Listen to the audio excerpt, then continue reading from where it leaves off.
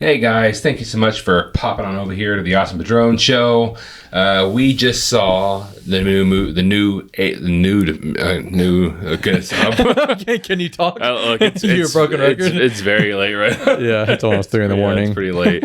Well, we just saw the new A24 movie, Talk to Me, the new A24 horror film. And also, I just want to say, just randomly, I'm pretty sure that the production or the company is called A24. Yeah. But I just prefer the A24. It just sounds more prestigious to me somehow. I do. I've honestly, since I've known about A24, I've called it A24 since I had heard about it. Yeah. Since I've been watching A24. And then all of a sudden, A24 got big at some point, and people are calling it A24. I'm like, it's probably A24, but I just like calling it A24. A24 just sounds like diet A24 to me. I don't know how to explain it. Yeah, I kind of agree with you. I know what you mean, but yeah, I like to call it A24. And before we go any further, I think it's important to note that I'm pretty sure this will probably be our last video in this set. Yeah. We are kind of, in some ways, moving our separate ways, not channel-wise, but I'll be moving out. Zach will be moving. He'll be staying in this house. Yeah. He'll be moving to another room. Right, yeah. And so technically the set will still be in the same house. Yeah. It's just going to be in a different room because somebody's going to be taking this room. So we're going to have to move our stuff into a different room. So hopefully we'll have a good setup in whatever room it's going to be in. Whatever room it's going to be. I know what room it's going to be in.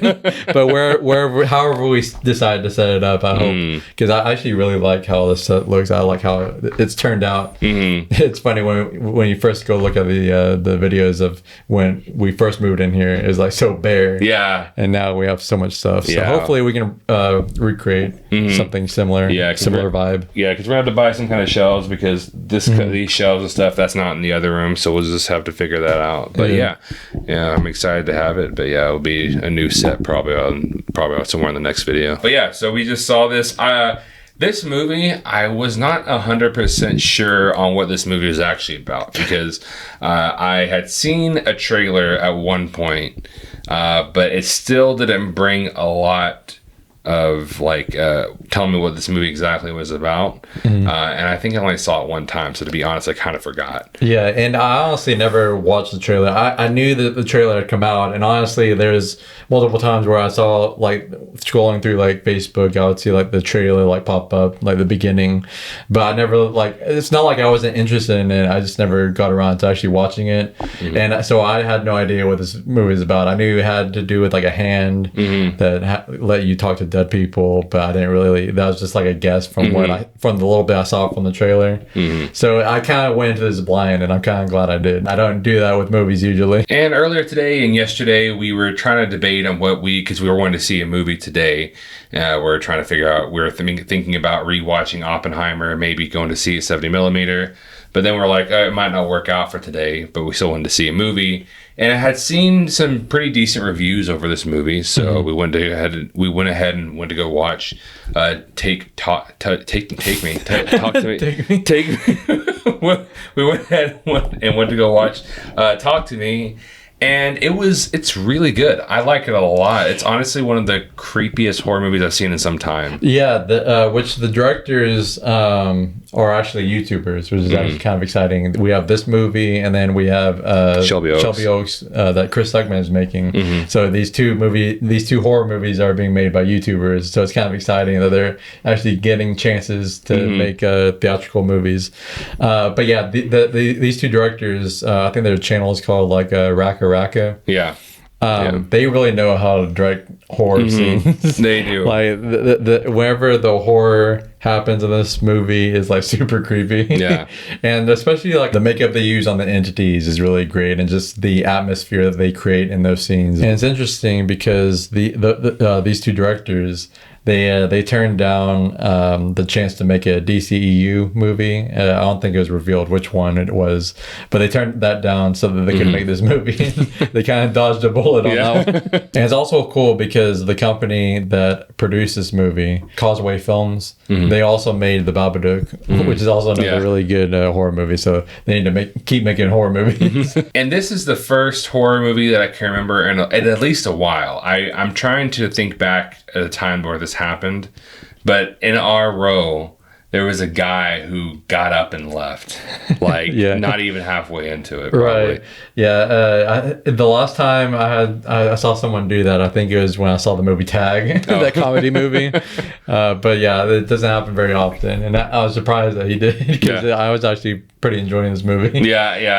I remember whenever it happened. At that point in time, I was like, well, yeah, I guess if he's gonna leave, like, I will admit there were some scenes whenever creepy things happened, and then it ended kind of weird. Yeah. The things that the characters did were kind of weird.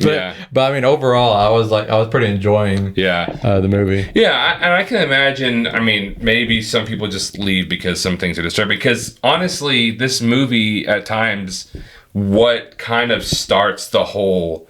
What mainly starts the movie, what mainly starts the conflict of this movie is pretty disturbing. It's a disturbing subject. So I can understand that. I can see why somebody maybe would find it disturbing and walk out, or maybe just didn't like it. I don't know. I didn't really go and ask them, hey man, what are you doing? Run over there. Wait.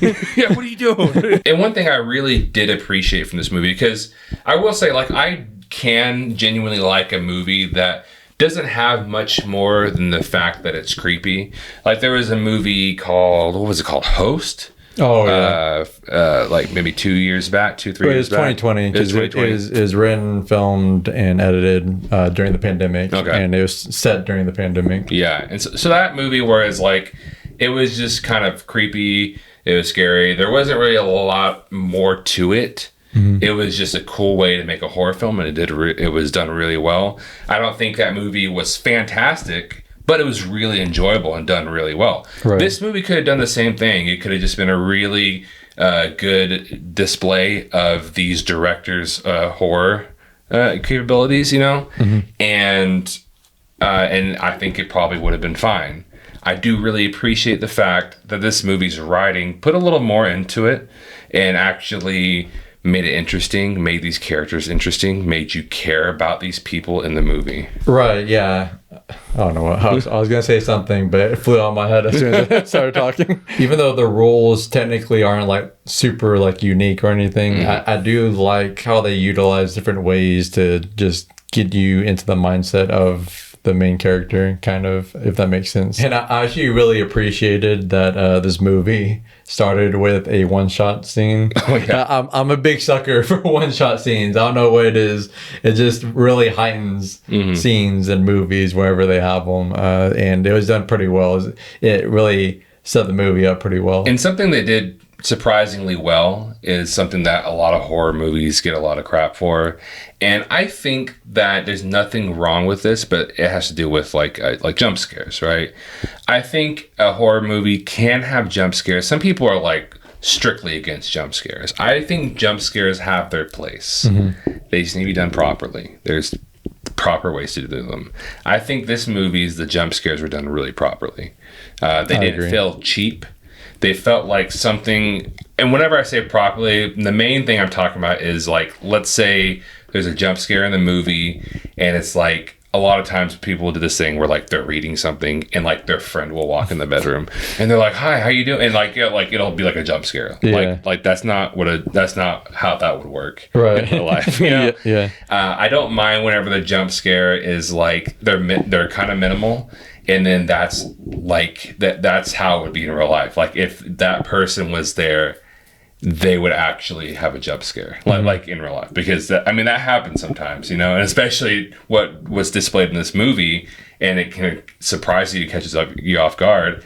That would make you scared. That would make you jump a little bit. And so, in those ways, I do like the jump scares in this movie. And I do also want to bring this up, and I'm not going to spoil anything. I think another thing I really loved about the writing, and it's very subtle. I mean, I want to say it's extremely subtle, but it's decently subtle, is there's something that happens near the beginning that seems kind of like a random thing that happens, and the movie just kind of goes on, and then at the end of the movie they kind of bring it back. Oh yeah, I thought that was really cool, and the meaning of it made sense as well for why they brought it back. And it's also kind of funny because I'm terrible with accents, so I didn't really pick up on their accents at the beginning of the movie. Yeah. So it kind of threw me off whenever the driver's seat was on the opposite side. So I was like, oh, they're not in America. And then like there's a scene like that had to do with like a kangaroo, and I was like, oh wow, that's something you don't see. This is definitely not in America.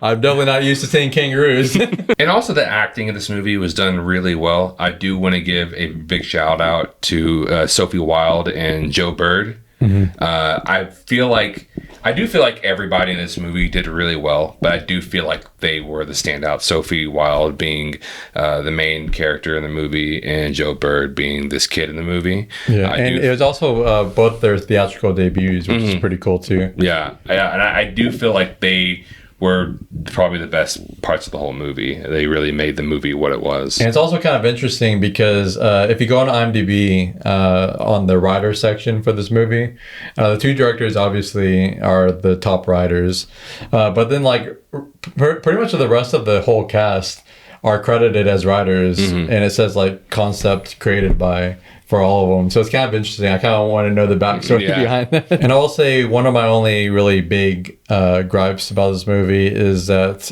there were a few scenes where the dialogue was kind of clunky. Like there's certain scenes where it just felt like the characters said stuff that they felt like they needed to say, or like the writers felt like they needed to say, but it never really like flowed, and it didn't feel natural. And there's like two, I won't say because no spoilers, but there's two main scenes that are on top of my head where it happened, and they're like two pretty big scenes. Yeah, and it just felt like the writers were just like, we're at this point in the movie, so we need these characters to say this. So let's just have no build up to them saying it. Let's just have them say it. Yeah, and I will say there's especially one, I think the first one of the two we're talking about, which is kind of vague to explain it that way. Well, it's actually between the two actors you're talking about, Sophie Wilde and Joe Bird. Yeah, that's a good point to bring up. Like, it's between those two, and I think what they were doing was they're trying to kind of show that they have this relationship, a pretty strong relationship between the two,